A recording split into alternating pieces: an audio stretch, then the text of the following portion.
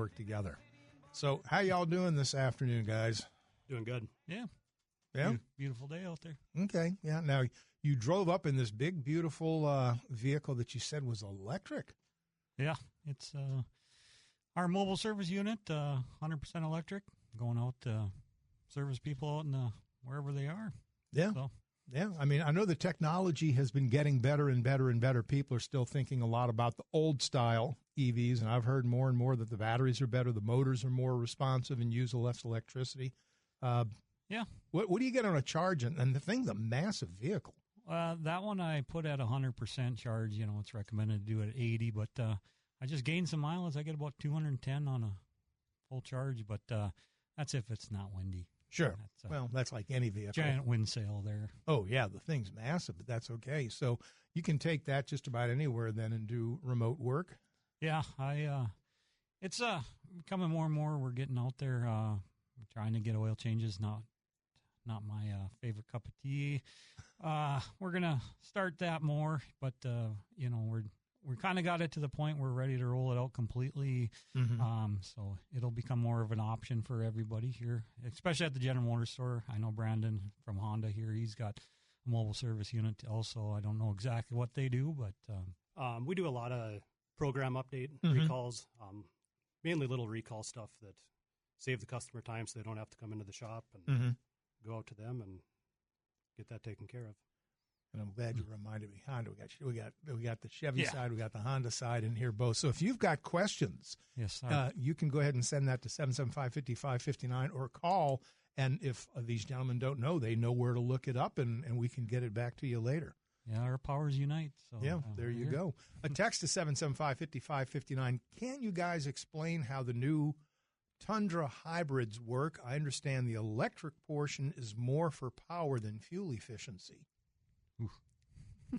I guess I'm not too familiar with how they work. But typically on a hybrid, the gas and the electric part do work together. So from what I understand, gas is for acceleration, electric's for cruising, because once you're up to speed, it takes less electricity to maintain. That's what I kind of understand. Right, wrong, and different? Yeah. Toyota is kind of, we kind of try to concentrate on our own stuff and then until we have to learn it.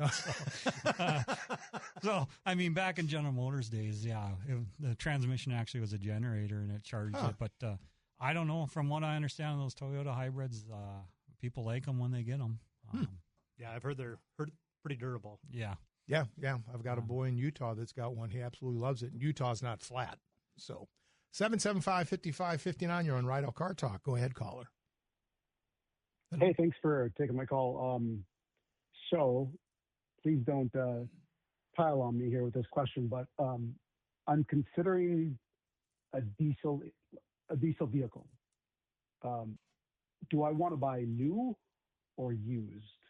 And if I buy used, like how many miles am I looking at on a diesel? Like what's a good range for a used diesel motor? Well, are you looking at a half ton or a 3/4 ton or? Well, I'm actually looking at like for work, like for a Sprinter van. General Motors, I do not believe. I think they canceled the diesel in the G van. So really, the diesel is in the half ton pickup, or I don't even think the Equinox has it anymore. So, does Honda on a half ton? What would you suggest? The newer ones have a little bit better turbo, a little more power in them. And of course you'll have more warranty on them. If you do buy one, 100% recommend getting extended warranty. Okay. Because they're more risky than others, or? Well, yeah. So they have on a half-ton pickup, they'll have a 100,000 mile powertrain, 5-year, 100,000, which will cover, the engine, transmission, rear ends, stuff like that. But now the emissions is, under factory warranty, 3-year, 36. And there's, on that system, there's gas sensors, there's NOx sensors, and there's probably about 8-9 sensors that aren't covered under any of that warranty, which get to be pricey plus labor. So extended warranty is, I 100% recommend that to everybody nowadays. Okay. All right. Thank you. Yep. All right. No, great call. And I mean, just from experience, diesels just tend to be a little more expensive when you need to have something done to them. You know? Yeah, quite a bit more to work on. Right.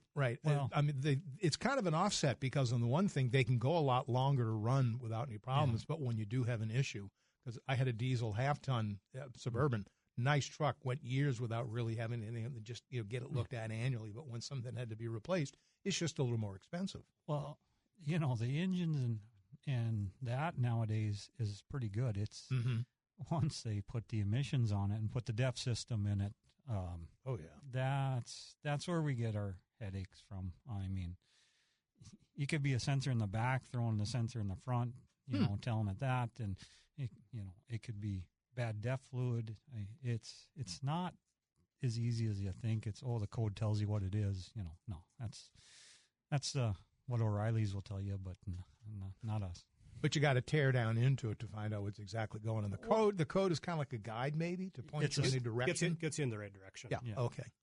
So the nice thing, Honda Nissan doesn't really have any diesels. They did run a diesel engine in the Titan for a couple of years and discontinued that. So lucky me, I don't have to work on them too much. Yeah. No, and I kept the diesel until the last time the price of diesel went up to like $6 a gallon, and then it just became, when it was $150 to fill the truck up, it was like, no, I need something smaller. Well, they're talking on the highway, especially if you're on the throttle quite a bit, you're still talking like 30 miles per gallon. So I've heard up to 36, around there for that, normal cruising. So there is that, and that's why it's people are buying more and more of them. So yeah, no. Rydell Car Talk Tuesday. Josh and Brandon in the house. We've got Honda with us today too, because we want to make sure that we answer all the questions that you need. It's not just those Chevys. No. For the GMs, I should say. I got to be careful how I do that. 775-5559. From the start to finish, whether new or used, it still costs so much per mile to own a vehicle, and Toyota seems to walk away from the rest of the competition. So that's just a texter's opinion. So, I mean, they all have pluses and minuses. Yeah, Toyota is a very good vehicle. But like you said, every manufacturer has their pluses and minuses. Yeah. So you've got to shop around, look, but I know a good place right here in town where you can go and two guys sitting right we should have grabbed one of our Toyota boys. I mean, we own that store too, so I can't bash them. I mean, they make some good stuff. Personally, I just don't know it, so I stick with GM. So yeah, and you'll stay with the Honda because that's what you know. And yes. I understand. No, I'll make stuff up because I'm a weatherman. 775-5559. You're on Rydell Car Talk. Go ahead, please. Yeah, howdy guys. Just a quick question about more so the sportier cars. I'm thinking maybe in the next couple of years I might want to get me a kind of a sportier car. I like my four-wheel drive pickup, but you get the good fuel mileage of a car. That's a lot of fun. And if it's a sporty car, then you're getting decent fuel mileage and having a lot of fun. Do a few burnouts, But as far as V8s go with Chevrolet sports cars, what are you looking at that's on your lot?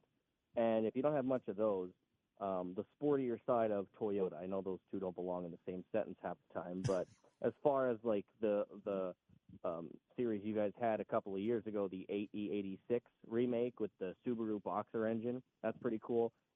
Anything like that, any nice kind of fun sporty cars you guys got on the lot? Wow. Well, General Motors, pretty much the only car they got now is a Bolt, and which is electric, and then they got the Corvette. The Camaro's done, from what I understand, was last year. So I mean, to get a Corvette on the new is like pulling teeth, I guess. So I guess you can get the big E-Ray faster than that. They're coming out with an electric one, but I don't know if Nissan still got that Z. Yep, Nissan still has the Z. They're a pretty neat little car. I mean, any manuals? Any manuals still being produced or no? I know Toyota does. I'm pretty sure the Z you can get in a manual. Okay, and I'm wondering, did you guys ever get in? The Toyota GR Corolla they released like a year or two ago, that came standard with a 6-speed manual, and it was a turbocharged 3-cylinder, I believe. It was like a smaller hatchback Corolla. Did you guys ever get any of those in on your lot? And what has been the feedback from those? I've heard they're pretty zippy little cars, but I'm not I sure. think they got one, but our inventory managers, that's pretty much a specialty item. They'll kind of only order if someone's going to purchase it. They don't like to sit on high inventory vehicles like that. They want stuff that moves. So I thought someone had one in town here. They liked it. It is sporty, I guess. That's all I really heard. So I don't know of any repairs or anything like that I've heard of. Talk to those guys frequently, but I haven't heard anything about it. So sorry. Okay. Well, thank you anyways. Yeah. But if you guys ever get the chance, do a little research on those little Toyota GR Corollas. They are zippy little guys. I mean, it has a little 3-cylinder in there, but they go. I mean, they'll be scooting, but it's kind of funny, you got an engine in there about competing with a golf cart motor, but have a good one. Thanks for the call. Yeah, well, so I've seen some golf carts going down Belmont pretty darn fast. So, yeah, that's right. I did read about that. The Chevrolet Camaro was discontinued last year. Yeah. That's a real, that's kind of a run of a real classic. Well, it depends on who you talk to, whether it's a classic, but I get that. Which they discontinued it previously, didn't they? Yeah, and then brought it came back in 2010. Yeah, brought it back for a couple of years. I mean, to each their own. I've driven it it's like driving a Harley with putting your hands above your shoulders, trying to put your arm off the window there. So I didn't really care for it that way, but it was fun. Yeah. I mean, the first one I took was a 6-cylinder, and I tried to beat it up, but it was really hard. Well, for some of us, a Camaro was a poor man's race car, so I'll just leave it at that. Rent a wreck, yeah. Exactly. 775-5559, Rydell Car Talk Tuesday. We've got Josh from GM and Brandon, the Honda store, in. If you've got questions or comments, you can certainly call or text to 775-5559. These guys will be able to help you out. If not, they know where to point you to, because that's the beauty of it. They won't be like Mr. Weather and make stuff up. They'll give you the straight story. Sounds like we should have brought someone from Toyota. Yeah, I was going to say, next time I guess we'll have to get all the powers in the house. Well, we've got room. We got a couple of mics left. We could do that. That'd be kind of fun, actually. We could grab DP and he'd bowl. Oh, boy. 775-5559. You're on Rydell Car Talk. Go ahead, please. Is that me? That's you, yes. I got a question, probably goes back at least 10 years, but GM had a feature there for a while, and it started probably in the middle 05, 06 range. On the radios, when you were on the road, and you had the volume turned up because of a little bit of road noise or whatever, it would automatically suppress as you came to a stop in town, and then as you started speeding up, it would bring the volume back up. They seem to have got rid of that. If you got anybody that you can put a pull in for that feature was very nice while traveling. Well, so they do kind of have some features.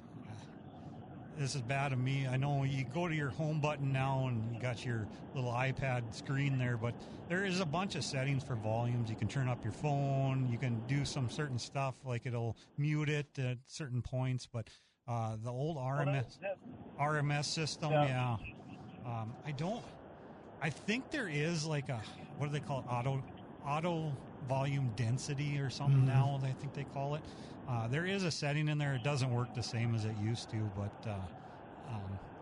it does. I've got a 24 Acadia and a 21 pickup Silverado, so I'll look through. Yeah, look through.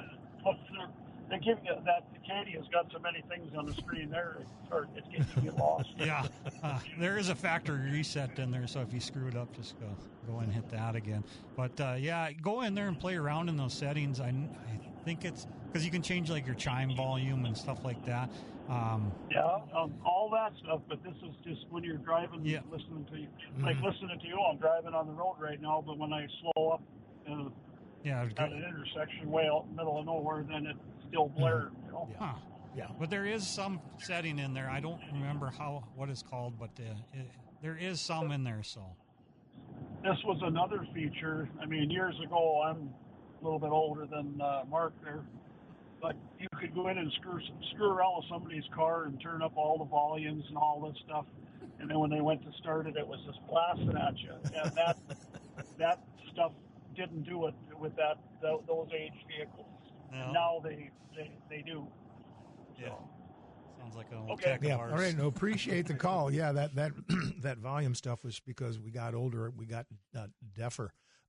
I owned a 2023 Camaro 2SS. I also owned a Shelby GT 350 Mustang. The Camaro was a dime store car compared to the Mustang.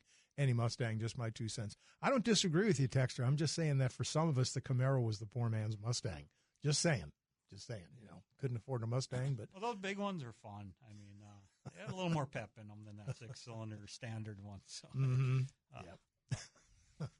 775-5559, a texter says, does an aftermarket oil filter and synthetic oil add horsepower? You boost. I mean, the only thing that would think of that would be any change in lubricity, but it would be pretty minor. Just on that ticky talk, it does. Yeah. No, it doesn't. No, I wouldn't think it would cause. No, that comes from compression and a couple of other things. Yeah. So not oil No, density. oil's not going to. Yeah, because that's on the other side of the rings, theoretically. No replacement for displacement. Yes. Ooh, I like that. Rydell Car Talk Tuesday, a regular feature in the first half hour of a Canawix afternoon during this time of the day. We've got Josh, the GM store, Brandon, Honda, and we've been talking kind of a wide range of things going on. So let's see here. We got a couple of minutes to go through the course of this half hour together. What's a normal day like? I love asking that question because usually the answer is there is no such thing as a normal day. Yeah, every day is a little bit different. I guess I mainly go around and help other people in the shop, make sure stuff's getting through the shop correctly. And, some days we get a lot of good maintenance work, and other days we're doing a bunch of recalls. But I'm keep sure busy with that. I'm sure the recall stuff, which has to be done, obviously, when an owner wants it, is something kind of a high priority deal because they sometimes it's recognize- a safety issue that we Right. gotta get taken care of. And Sure. Yeah. For me, it's different every day. I'm out doing mobile service, so if I'm in the shop, I seem to be going on a lot of test drives with customers. So apparently, I'm good at it. Other than that, I do a lot of diagnosis of heavy engines, transmissions, stuff like that. But if I'm out doing mobile stuff, that's different every day. Doing recalls, doing light maintenance. Today I did a couple of recalls, fixed the guy's truck in his driveway, put some emblems on. I mean, it's different every day. Unless I get a phone call, I need to go check something out, jumpstart something, get a car back in. It's Every day's different. Yeah, I kind of like this not working so hard anymore. I can get used to it. It's a couple of texts at 775-5559. I'll save you from yourself there. Speed sensing volume. Yeah, I guess that'd be another way to put it. Right. And a text to 775-5559 does make a fine point that actually the correct aftermarket oil pan can add 25 horsepower. They reduce the amount of oil the crankshaft kicks up. Yeah. So. You watch that road or whatever on Motor Trend, and I was watching that, and they kept taking like a quart out every time, and they did prove that low oil caused more horsepower. So, interesting. Yeah. A text to 775-5559, wondering if the 6.2 motor in the 26 models are lasting longer than 5,000 miles without blowing up. Ooh. Yes. I've only seen, that's a 25. I have not seen a 26 yet. There's no wood around here to knock on, but so they kind of figured out they had a bad batch. I don't know where they were getting made or machined at, and they weren't. So the problem was they weren't getting oil fed to like the rod bearings, and that was causing the seize up on them. So they have it in a range. They know when those ones were made. Not to say we haven't had problems with the other ones. Sure. more 6.2s than the 5.3s. We've had a couple 5.3s do the same thing. So, but from what I understand, the 6.2s are phasing out. They're no longer going to be coming. I should read this stuff, but I don't. So they're coming out with some new motors here. So I think the bad rap's out there for the 6.2s. No one wants to hear it. But so, yeah, I think we got a 25 Suburban out there. We're waiting on a motor. That one did the same thing here. But I don't know. Usually I look at them. I don't know of a 26 yet. So I think they have it figured out or whatnot. But okay. Well, yeah. Let me see. Somebody picking on you. A text to 775-5559. Josh never worked hard. Yeah.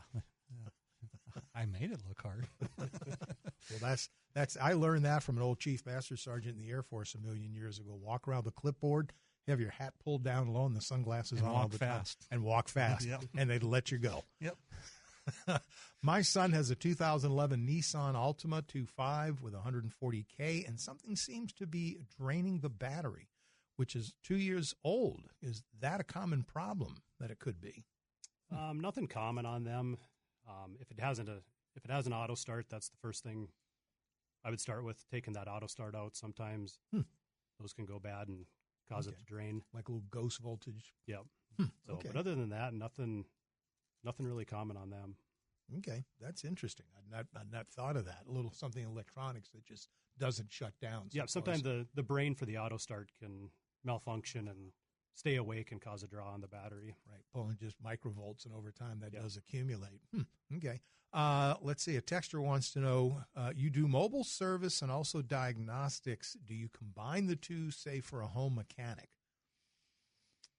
Well, right now, I have no way to take form of payment, so we're not doing customer pay. It's pretty much only warranty. But we're kind of been doing it for a little bit, but we're just trying to get it out and make it successful. So right now we're only doing warranty vehicles, but yeah, we will. I mean, At some point we might get there. Yeah. Work in progress. Yeah. Okay. It's coming. We will do. I mean, like, yeah, it's a process. I can't comment what I was going to say. I guess I forgot where I'm at again. Well, and you don't know what you don't know. But well, I mean, we'll do what we can. Yeah. If it needs to go in the shop, I'm going to raise my hand right then. And it's like, no, this is over my head right now, or it needs to be in the shop. But, yeah, for warranty, we'll come out. And if it's, I've been there long enough to know that, this is something bigger. It needs to go in. So, but we try to help out everybody we can. All right. Our time always goes so quickly, coming up on the bottom of the hour here. So let's start. If they want to get a hold of the GM side of the house, is it one number to get both sides, or is it how do we do this? Somebody wants to talk to you. I think that it all goes to the same call center, but there's Honda's got their own number. Where ours is 701-772-7211. Gets you to the Rydell side. 746-2020. I'm pretty sure is the Honda store. Yeah. Well, there you go. Hope that's not the wrong number. Well, and you can look it up, of course. They've got so much stuff, but yeah. Well, if you call 772-7211, it goes to the same call center, and you just say, I need to get to Honda. They'll get you there. Yeah, that's what Grandpa does. That way I only know one number. I don't have to worry about looking. They got a little switchboard in there. Yeah. Maybe. Okay, any closing thoughts that you guys want to drop on us before I kick you out? We're still running a buy 3, get 1 free tire up to $200. So, if you need tires, it's still a good time. I don't know of any rebates. I forgot to ask that. I get caught up in the service drive that make me do something, so I try to stay out of there. But all right, Brandon. Josh? I'm pretty sure we still got the same. Yeah. The same thing with buy 3 get 1 free. Mm-hmm. Also doing seasonal inspections. So if you want to get your vehicle in and checked over, Yeah, I mean, we're just into summer. Sometimes folks don't think, oh, wait a minute, we just came out of a decent winter, so it's not too late to get a bring it in, inspection. get the AC checked out. Exactly. Yeah, because you don't want to find out the hard way on a really hot day. Turn the AC on, and it just makes a clack and nothing. You're gonna warm it up pretty soon, aren't you? Real fast. Yep. Yeah. We're gonna see if we can actually get some summer weather in here for once. I'll try my best. All right, gentlemen, as always, thank you very much for coming out and taking the time with us this afternoon. Yes, thank you. All right, be safe out there. Rydell Car Talk Tuesday. We got Josh and Brandon. We're going to kick them out, and we'll continue with the KNOX afternoon. Mark Ewens, now. The KNOX app is free, and you're all in one home for news,